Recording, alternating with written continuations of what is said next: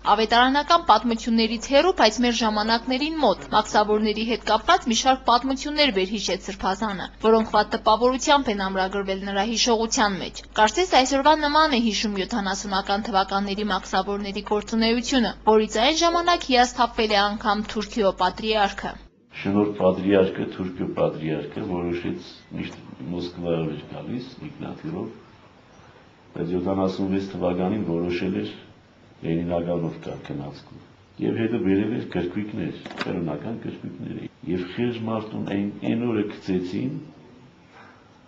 որ ասեց ես այլևս ասեց Լենինագրանով չեն գա։ Մարդիկ գալիս էին ճամպրուկները դնում էին կարամատույց, այնտեղ գնացքի տակից փախցնում էին։ Լենինականի մաքսային համակարգը այդ տարիներին ամենախիստն էր տարածաշրջանում իր կին ղեկավարով, հիշում է Սրբազանը։ Հավանաբար նաև այդտեղից է գալիս մարդկանց ատելությունը այդ ոլորտի նկատմամբ, բայց այդ ժամանակների համեմատ բավականին դրական առաջընթաց է հիմա տեսնում մարզի հոգևոր առաջնորդը։ Փոխվել է մաքսավորի հոգեբանությունը, նույնիսկ վարվելակերպը։ Նախկին մռայլ դեմքերին փոխարինում է բարեհամբույր վերաբերմունքը, ընդգծում է նա։ Բայց ինչ է որ ասես անշուշտ ժողովրդի որոշակի խավի համար հարգահավաքությունը, մաքսավորությունը միշտ էլ այդպես բան է, բայց մենք էլ ժամանակ կար, որ սիրված չէինք, չէ 70 տարի մենք էլ սիրված չէինք, այսինքն սիրված չլինելը պայման չէ, որ նշանակի անպայմանորեն թե քո ծառայությունը վատ ծառայություն է, այդպես չի։ Հին և նոր կտակարաններն էլ մաքսավորին հիշատակում են որպես բացասական կերպար, նշում է Սրբազանը, և հորդորում մաքսային ոլորտի այսօրվա աշխատակիցներին իրենց գործը լավ կատարելուն զուգահեռ հիշեն, որ ի տարբերություն աստվածաշնչյան մաքսավորների, որոնք ծառայում էին այլ պետությանը, իրենք քրիստոնյա մաքսավորներ են։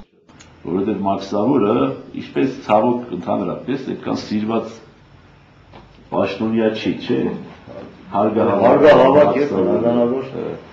ժողովրդի կողմից անցանկալի։ Իմ ավետարանում շատ սիրված էր մաքսավորի կերպարը, շատ ադելի կերպար էր, կարող ենք ասել, որովհետև օդար պետությանն էր ծառայում։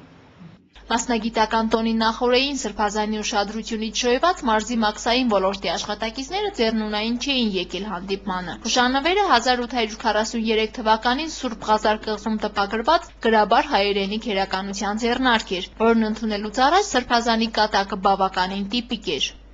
Ես որտե՞ղ ինչ-որ մեկը փորձել է անցկացնել։ Մարինե Տերբինյան, Համբարձում Պապոյան, Գալա Նյուզ։